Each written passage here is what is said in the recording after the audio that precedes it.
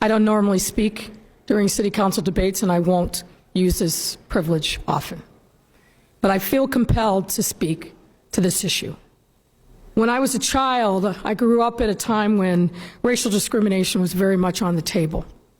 And I heard and witnessed and experienced a lot of offensive, harmful things said in my presence as a black child. As a child, I didn't have the words, the voice, or the strength to speak up. And I bear the shame of my silence to this day. When I was coming out in my 20s, similarly, I was worried about how I would be perceived. And I let people say terrible things about gays and lesbians in my presence, and I was silent. I will be silent no more on any issue when people say and do things that are offensive and racist. I feel like I have an obligation to speak, and so I am. It's not the questions that are the problem. It is the content of the questions and the offensive nature of the tone and the concerns, in quotes, that were expressed. And as a leader, as a black gay woman, proud on all fronts, I have to say I'm disturbed by the nature of the committee discussion and the nature of the discussion here today. We need not ask anyone's indulgence, patience, or forgiveness or acceptance to be who we are and who we love. And that will never happen as long as I am in this body. And it's also shameful for any member of a discriminated community to give indulgence to offensive words spoken by someone else. In some ways, that's even worse.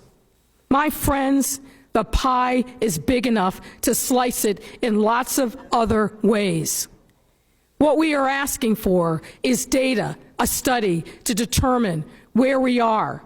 And yes, of course, we need to work on other issues, but we need not victimize, demonize, and discriminate through our words against anyone else, because we are worried about what the size of the pie is going to be for me. So please, our children are watching. Please choose your words carefully in this body. We are leaders. People look to us. They will take our words seriously, as they should.